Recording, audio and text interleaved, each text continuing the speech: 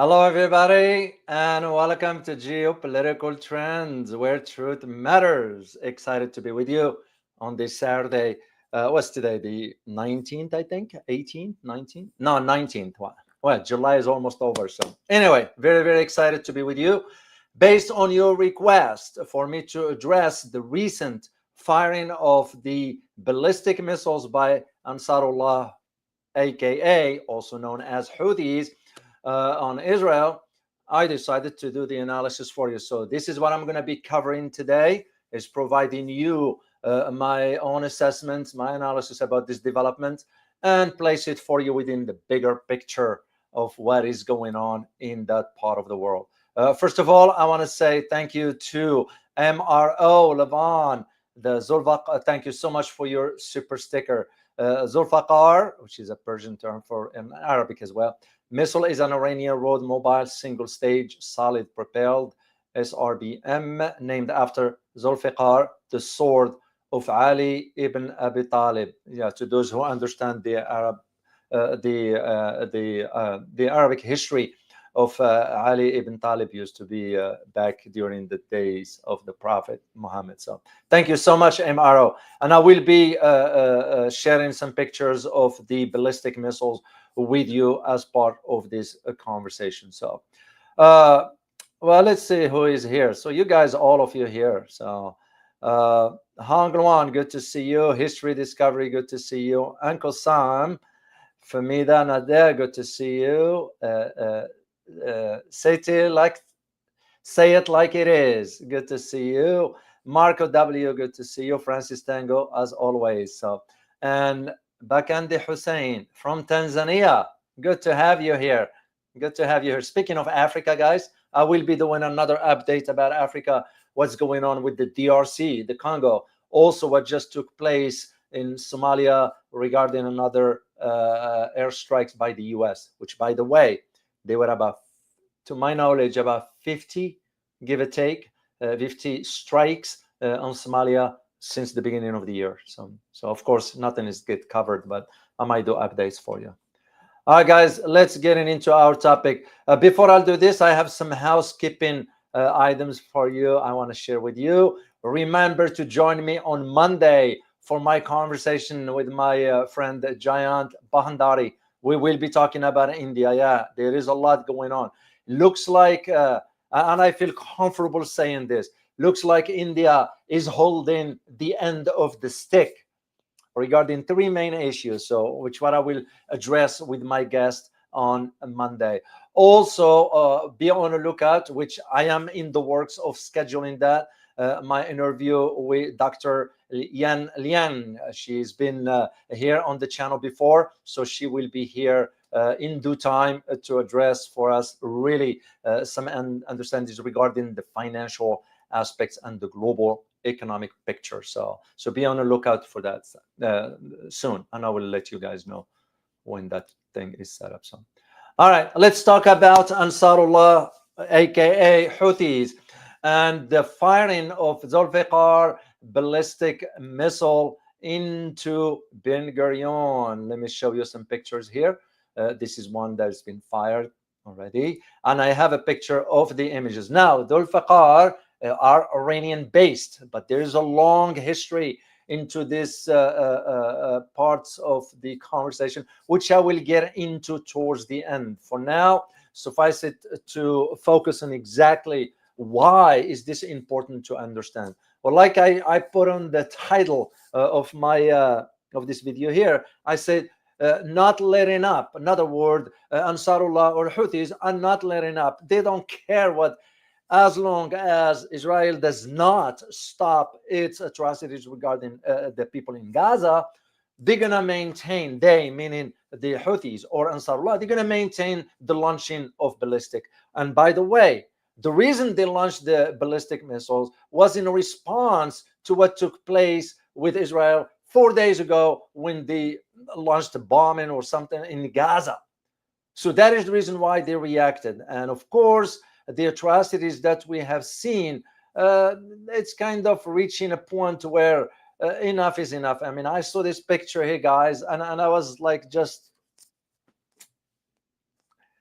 just didn't have words for it. I just couldn't. It was one of those really it was really heartbreaking, because you think about it. I mean, that could be you, that could be your mom, your dad, your child, your cousin, your whatever. I mean, it's almost to the point of, have we lost, sense of being human? I mean, how much anger, how much hatred you can carry towards someone, and I just don't get it. So when you see something like this, it really hits home, and if it doesn't, well, then something is wrong.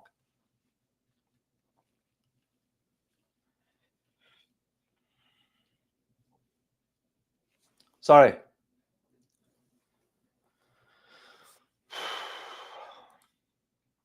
Anyway, the idea of the Zulfiqar ballistic missiles that the Houthis launched at Ben Gurion, and that, as I said, was in response to the Israel's recent bombardments in Gaza. That was the picture that I showed you right here. And yeah, to me, it was like, okay, where are the voices of reason within not only the West and so forth, and even within the Arab and the Muslim world? Yeah, I combine all, you know. And there is one thing that I need you to understand, is that Ansarullah was successful in shutting down Ben Gurion Airport. Wasn't shut permanently like the Eilat port, which I will talk about later on, which is now officially it's shut down. The Ben Gurion shut down for a few hours. Well, that's enough when you shut down the main airports in the country, in Israel. So this is exactly why Ansarullah or Houthis decided to launch this missile towards Ben Gurion Airport in Israel. Of course, the Israelis said that they intercepted the missile. I can verify the accuracy of that statement, but as a precaution for this incoming missiles from Yemen, Ben Gurion Airport, international airport, was temporarily halted. Well, it wasn't halted because of precautions. It was halted because probably the damage that it caused. So let's just not confuse the viewers as to what really happened here. And that is why, for example, when you think about the flights that were coming in, they all diverted these flights. As a matter of fact, some airlines have now stopped flying to Israel. So some aircrafts were delayed over the Mediterranean Sea. You look at, I looked at some flights, by the way, guys. Jordanian from Jordan, a Royal Jordanian flight en route to Amman was also delayed in the air as it planned to transit through Israeli skies. That's why I always say what the Arabs say in Jordan and Saudi Arabia, United Arab Emirates, Bahrain, Kuwait, Qatar, Egypt, you name them, all of them. Put them all in one basket, and I call that basket a basket of hypocrisy, incompetency. That's what I will call that. I had a chance to read an article by Emmanuel Fabian, and I'm going to share with you a picture and tell you who he is. This is a picture of Emmanuel Fabian. He's known as Manny inside Israel. Manny is, he writes for the Times of Israel military. He's the military correspondent. So, okay. And again, want to jump into conclusions, guys. Let's not do that. Except that when I read the article, of course, he mentioned about what happened, but he refrained from disclosing what else happened with the firing of the missile, because it wasn't just the missile that was launched. There were other types of weapons that were used, and I'm going to disclose that. Suffice it to say, this correspondent, which is the Times of Israel's military correspondent, mentioned that the IDF, the Israeli Defense Force, intercepted the missile launched from Yemen. Once again, how many times we heard this before? And I'm taking you back to the previous incidents in which the Houthis launched missiles and they have penetrated and landed in Tel Aviv, landed in some residential areas. The same thing happened with the Iranian missiles. And of course, the media wasn't disclosing the truth. So when he wrote that no injuries, no report of injuries from the attack happened and so forth, and of course naming them, meaning the Houthis, naming them as Iran-backed rebels. That tells me right there, this guy is not being objective. I might disagree with him and all that, which is disagreement, is nothing wrong with it, but at least call things for what they are. Houthis or Ansarullah is no more a rebel group. It is a force to be reckoned with. Look what they did to Israel, and that's the only force that is beside Iran. What have caused to Israel? Where are the other Arabs, pathetic countries? What have they done? Nothing. So for me to be calling them just rebels, that just doesn't make sense.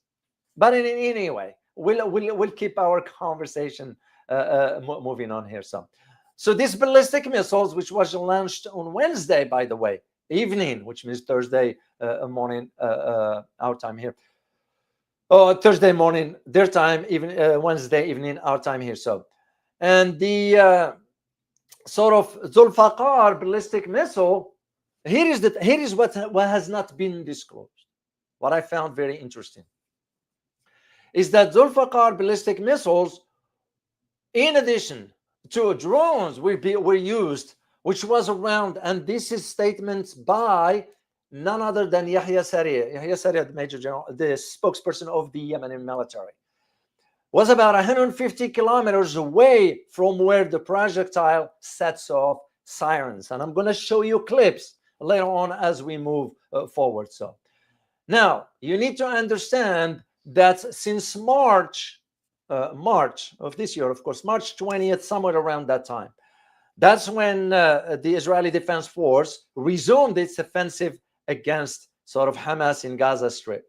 But that was during the same time also when Ansarullah in Yemen have launched more than 60 ballistic missiles and at least 15 drones that have been launched at Israel. So this is what I'm getting like perplexed as to why certain articles disclose only portion of the story, but not the whole story for us to form our own or reach our own conclusions. That's what we call cherry picking. So of course, in his article, he argued that several of the missiles have fallen short. Well, of course, he's not going to disclose that locations where residential areas have been hit. And that's again where I get very, and so for me to protect our community from this misleading statements by minimizing the truth or limiting the truth, if I may use the term. So when he says that, the Israeli defense systems have intercepted the missiles, come on, man. How much can you lie? But let me share with you a clip from the Yahya Saree. He's the spokesperson of of Ansarullah. All right, hold on a second, guys. Let me share this one with you. Then I'll do a translation briefly because it's sort of not a long, but he was speaking so fast, and I have to make sure you are getting the accurate translation. So let me share the screen. It's right here. I have it. All right. Hold on. So I'll make the screen bigger for you. And as you said right there, what it stated there in Arabic at the top, this is Bayan. It said Bayan al-Quwat al-Musallaha al-Yamaniya بشأن تنفيذ عملية. In English, this is the statements of the Yemeni armed forces that carried out an operation. So take a listen quickly here, and I'll do the translation for you guys. And he's starting, by the way, he's starting with the verse of the Quran, and I'm just going to move forward. بيان صادر عن القوات المسلحة اليمنية بسم الله الرحمن الرحيم. قال تعالى: يا أيها الذين آمنوا انتصارا لمضمونكم ويثبت أقدامكم. صدق الله العظيم. انتصارا لمظلومية الشعب الفلسطيني ومجاهديه الأعزاء وردا على جريمة basically in support of the injustice against the Palestinians and in response to the aggressions committed by the enemy Israel in this case in Gaza. نفذت القوة الصاروخية في القوات المسلحة اليمنية عملية عسكرية نوعية استهدفت مطار اللد في منطقة. Basically what he's saying in this, the Yemeni armed forces have carried out a qualitative military operation targeting Lod Airport, which is known as, of course, Ben Gurion Airport in the occupied Java region or Haifa. Okay, let's continue here. يافا المحتلة وذلك بصاروخ باليستي فرط صوتي. And they conducted it with a hypersonic ballistic missile. فلسطين 2 وقد حققت العملية. It's the type of missile he mentioned is Palestine 2 hypersonic ballistic missile. هدفها بنجاح بفضل الله. And he succeeded in reaching its target. That's exactly what he's saying. This is why I get very confused when I read articles stating part of the story, but not the whole story. So, and to me, that's misleading. If you don't say the whole story, don't say it at all. You can't just be cherry picking here. Let's continue on this one here, guys. تسببت في هروع الملايين من قطعان الصهاينة الغاصبين.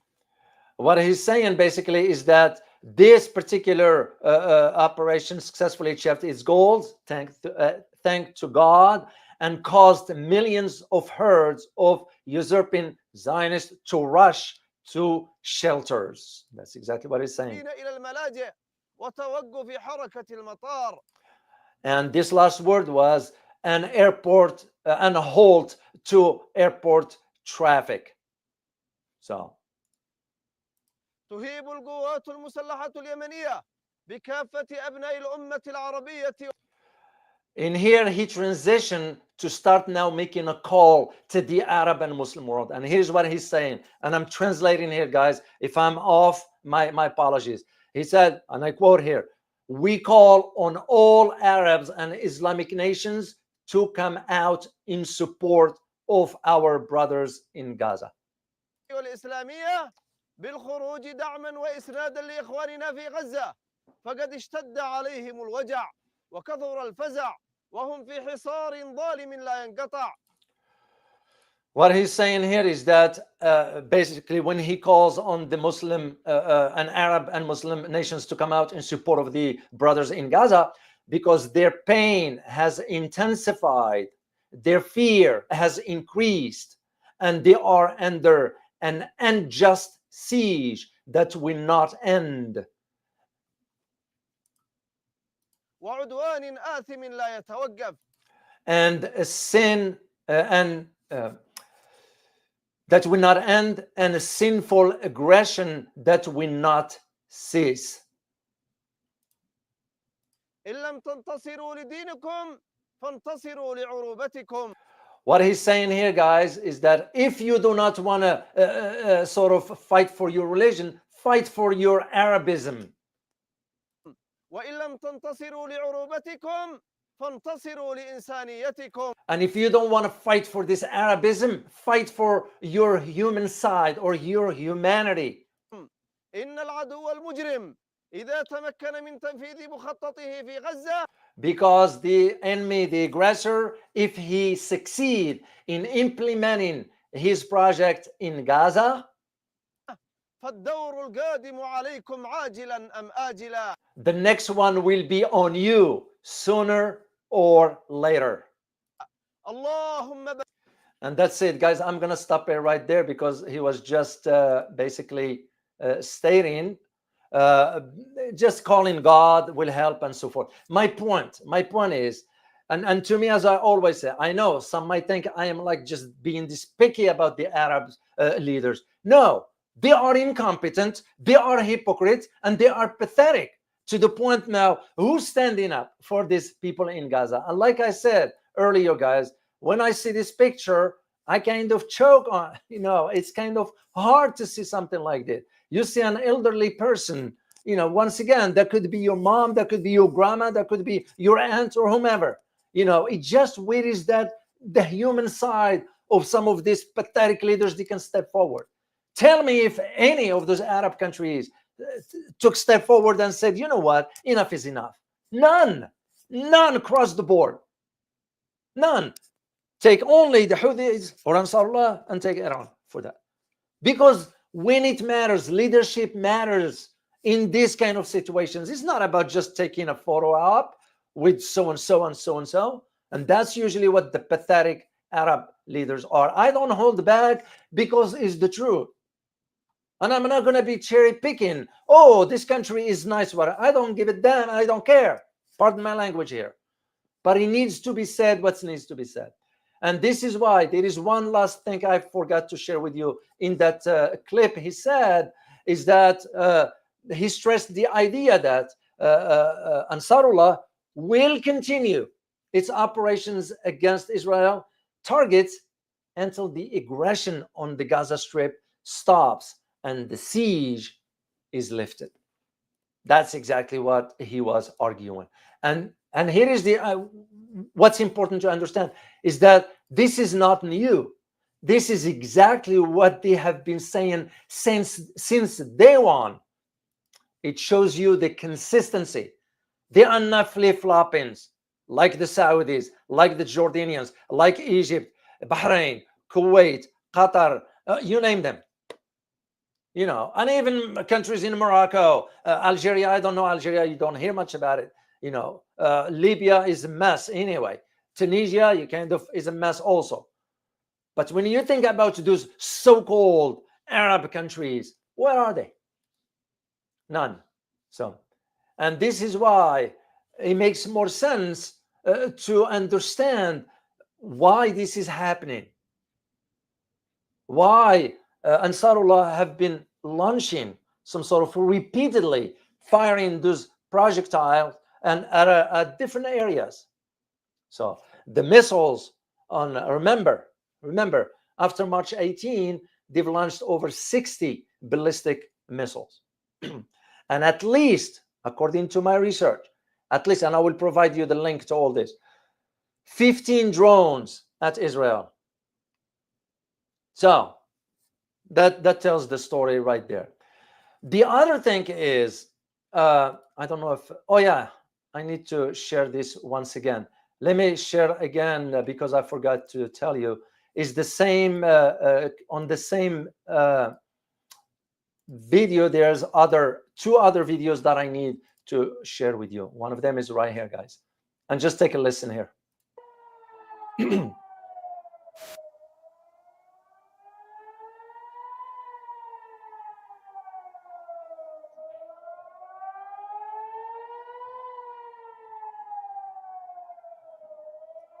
Basically what it says right there, Safarat al-Indar tudawi fi mustawtanat al-Khalil. Basically sirens going off near the sort of after the launching of a Yemeni missile. That's what it was. So I wanted just to share this with you here. And of course, it brings to the fourth the question. And no, let me go to talk about the port. Not the airport, the port of Eilat. Then I'll go back and talk about Zulfiqar missiles because you need to know a few things. So, excuse me.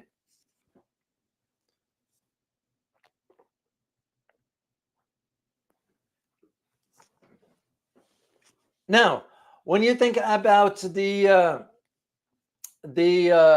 statements by Yahya Saree, also reference to the idea of the drone strikes targeting the military, the Israeli military. This is in a different one because I read the entire report in Arabic language, targeting the Israeli military sites in the Negev, okay, and Eilat port.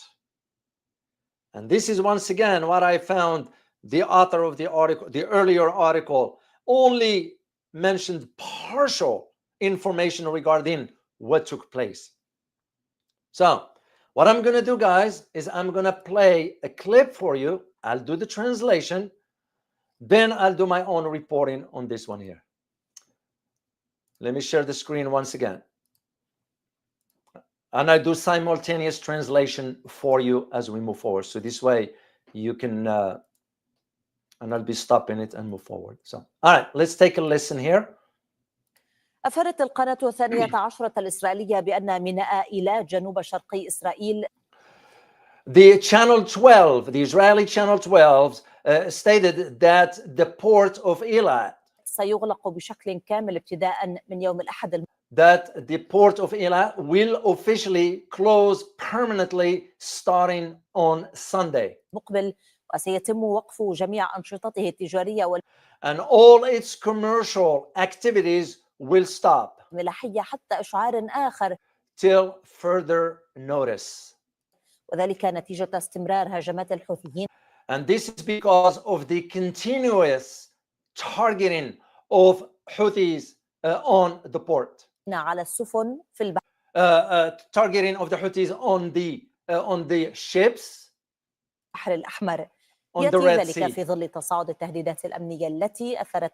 And this comes against the backdrop of the increase in security tensions. على حركة الملاحة والتجارة. Regarding the maritime traffic في الميناء. at the port. And that's it right there. So basically I want you guys to hear it directly from the individual. So now let me talk about really how this came about. And this is why the Israelis now shutting down Eilat port, because here is what they're saying. It's over unpaid debt. Well, yeah, there is a logic into that. I'm not denying that is not the case, because some employees have not been paid. But why is that? It's because of Ansarullah or the Houthis attacks. And this is what sources inside from the administrative office of the port mentioned to the Israeli media that the closure, here's the key, will symbolize a victory for the Houthis and a loss for the Israeli economy. Now, think about it this, and I'm going to repeat this. This is what the sources at the Eilat port told the Israeli media, is that the closure of the port will symbolize, and I put this in quote, will symbolize a victory for the Houthis and a loss for the Israeli economy, end of quote. And that just the Houthis were able to do this. Once again, where is the pathetic Arab world? So I just keep going back to that because I don't know. It just, to me, I don't do well with hypocrisy. I can't stand it. I'd rather you tell me to my face than play this kind of game. So here's the thing. The operations at the port now will halt, as that anchor mentioned on Sunday, after failing to pay its debt following a steep, this is the key, steep drop in revenues caused by the Houthis attack in the Red Sea, not just on the port itself. We're talking about the entire Red Sea.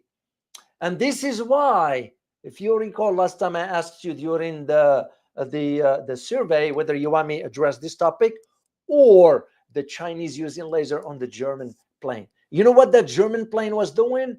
That was a recon plane. Wasn't a commercial. It was a recon German plane in the Red Sea. So why will a recon German plane be hovering on the Red Sea? And by the way, when the Chinese used the laser, guess where that plane went? It went to Djibouti. So I just wanted to put that out there for you. So the Israeli business and economics newspaper, there is a newspaper there called the Calcalist. This Calcalist, and I read up a little bit on them. I don't read a lot of their stuff, but so I can sort of reach a conclusion because I didn't read enough of their material to form my own opinion. But they reported yesterday or Thursday, I'm sorry, on Thursday, that the Eilat municipality had frozen the port's bank accounts amounting to approximately 10 million shekels, which is about $3 million. Why? Because unpaid taxes. That is exactly what happened with that particular port. So,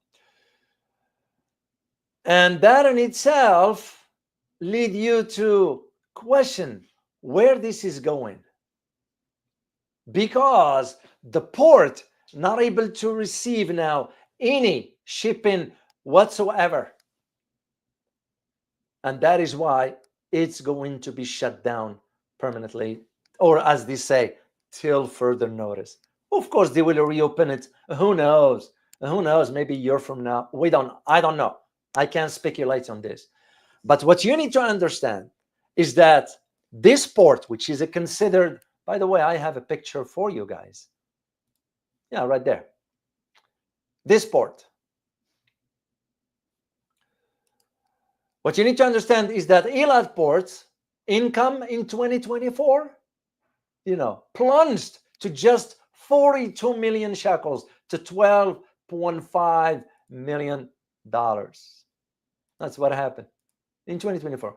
Nearly down 80% from 212 million shekels or $63 million in 2023. Why is this? Because what the Ansarullah did in the Red Sea by warning any ship that does business with Israel, and that after the shippings was diverted to the Mediterranean port of Ashdod and Haifa. But those are nothing in comparison to Eilat.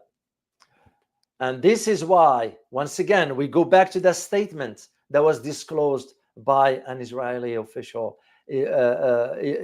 Israeli official at the port is saying that this closure symbolized once again a victory for the Houthis and a loss for the Israeli economy.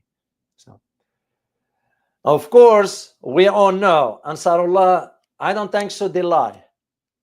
And that's to me, and again, as one who spent time in Yemen on a different capacity, but at least understand where the Houthis or Ansarullah stand on certain issues, they don't tend to lie. They will have no reason to lie.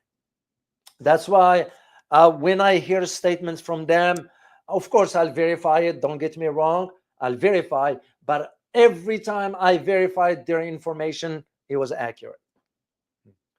And that is why when they said at the beginning, when Israel begins attacking in Gaza, this is why Ansarullah said, we will stop or target any ship destined for Israel in the Red Sea region. And this is part of our standing up for what's taking place in Gaza against the aggression.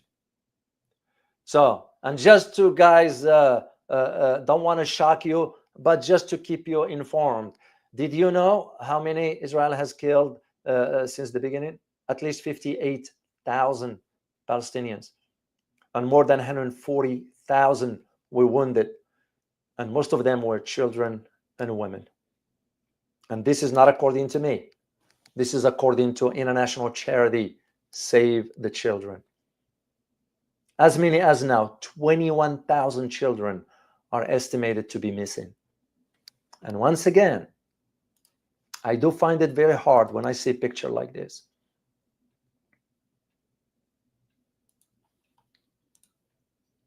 So, here is a statement from Oded Forer. Oded Forer is an Israeli MP from the right wing Israel Beating to Party. It's not known, but it is influential inside Israel. Here is what he told Middle East Eye, which is the equivalency of an institute or a think tank. He stated, and I quote, that the port closure was a badge of shame for the government of Israel, end of quote. Let me repeat this. This is what Oded Forer stated. The port's closure, meaning Eilat port closure, was a badge of shame for the government of Israel. So And by the way, according to this gentleman, who heads now the Knesset Committee for the Strengthening and Development of the Negev and Galilee, that the government has not, meaning Israeli government, has not been able to remove the threat to the shipping routes to Eilat.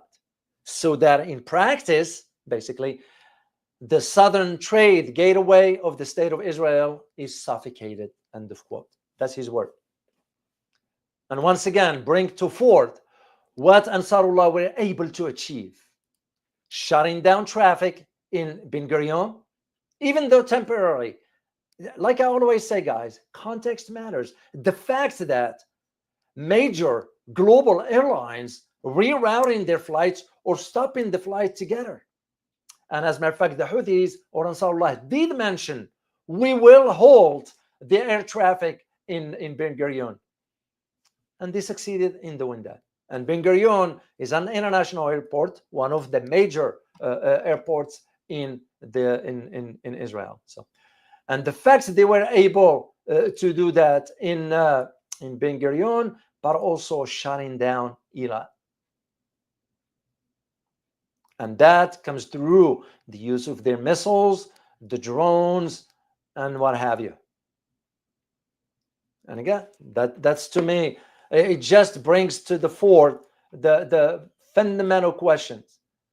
And that fundamental question is, did Israel bite more than it could chew? And I'm starting to see the answer. I think they did. So, and as a matter of fact, inside Israel, they were talking, this gentleman, Forer, he was stating for the record that for months he was warning the government about the collapse of the port because the Israeli government wasn't able to defeat Ansarullah or the Houthis. I mean, he said it a few months ago. And now it's becoming very, very clear. And this is why, as every day that passes now, the damage that is being caused to both the economy in Israel and even the security and sovereignty of Israel. This is why I think, again, Israel dug a deep hole for itself. It will be very hard to get out of it now, because what the Houthis or Ansarullah have demonstrated, you know, I'm not talking about the pathetic Arab states anyway. So, just to remind you guys, the idea of the port, the equivalency, because you see in cars over there. In 2023, there were about 150,000 cars. That's the image you see right there. And by the way, I give credit to that picture to Mr. Ahmed Sharabli from the AFP, Associated Free Press or French Press, either or. 150,000 cars as of 2023. So, and this is why those cars are parked in the port of the southern Israel city of Eilat, near the border with Egypt. That's what it was. So they were unloaded, and 134 ships docked in that port as of 2023. In 2024, no cars were unloaded, and the number of ships docking there dropped to 64 from 134. And this is according to the data coming from the Israeli Ministry of Transportation. They couldn't lie about this one. They couldn't lie about this because it's evident, it's clear. I remember when I was in Hong Kong, and I went to this tall building, I went to the top, and I could see the port of Hong Kong. You could see how many cranes, and you could see the merchandise, whatever was transported there. You could see it, because you can't hide something like this. You can hide 150,000 vehicles if they are on the dock here at the port. And that's why in 2024, there were no cars were unloaded. So, and as of May 2025, we're talking only with July, June, and April and May, 4 months ago, only six 6 ships dock at the port during the entire year. And I won't be surprised if maybe one of those docks belong to either Turkey or Egypt for the gas. Remember, Egypt's still doing business with Israel. Turkey is still doing business. Even United Arab Emirates, they all of them. So, and that is why last month in June, the Israeli cabinet approved about 15 million shekels, which is $4.5 million as a grant for the port to cover the debt accumulated, but they couldn't. So that is why they are throwing the port under the bus. Yeah. So the financial losses based on what the Houthis have achieved. Now, all this, and I'll finish with this one here, guys. All this has to do with the timing of other events taking place. First of all, the EU is threatening Iran with the reinstatements, of the sanctions. Yeah, the EU. Are you going to trust the EU?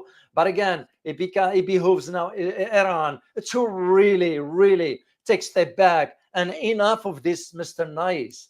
I mean, unless they are incompetent, which I am not, I don't think so that term applies to them.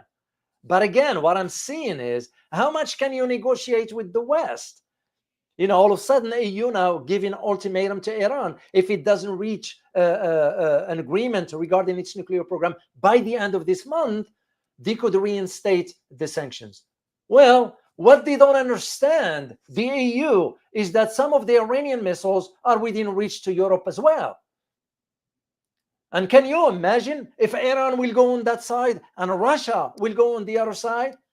Given what Iran now, what the EU is saying about, we're going to have to carve out Israel. We have to carve out Russia and all that, which is stupid anyway to even say something like that. This is what the second in command for the foreign policy in the EU is saying. We need to carve out Russia. That's the stupidity. So, talking.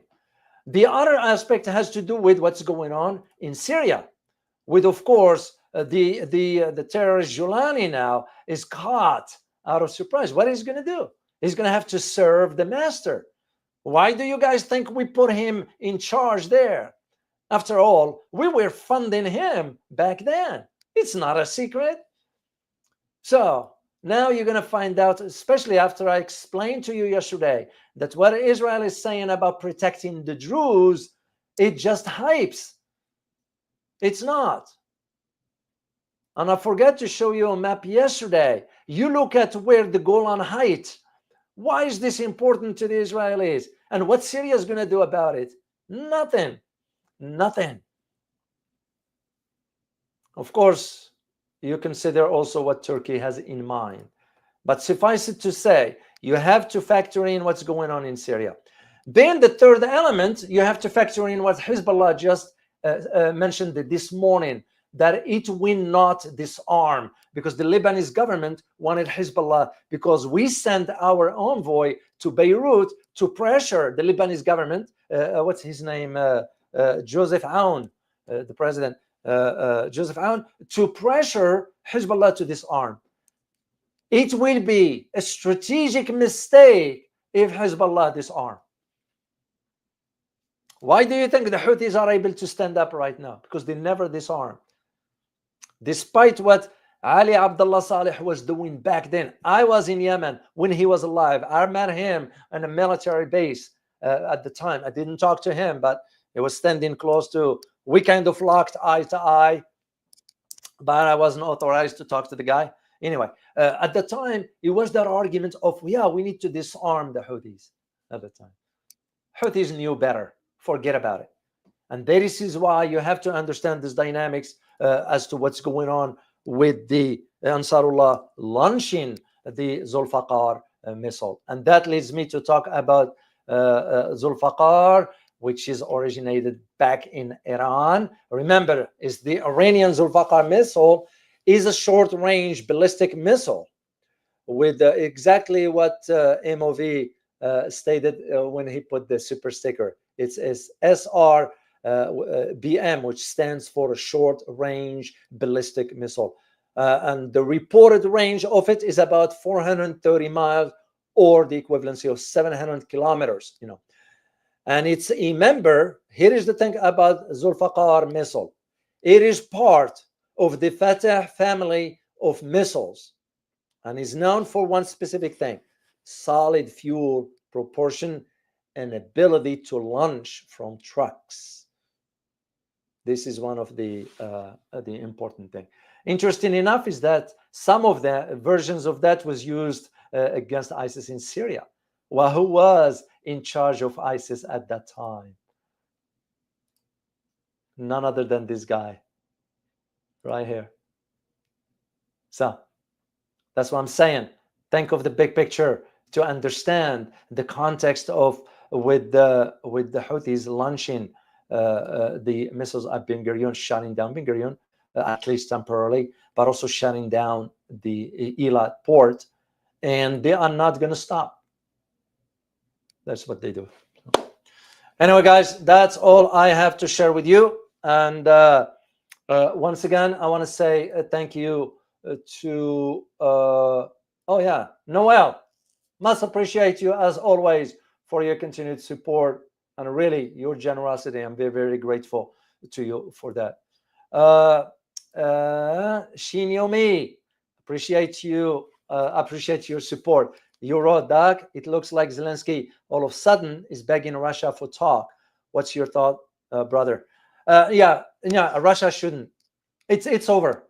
If I were advising Mr. Putin, I would have said, you need to take care of this once for all, because you can't be negotiating with the West, because Zelensky is not in possession to make decisions. This is what a lot of people do not understand.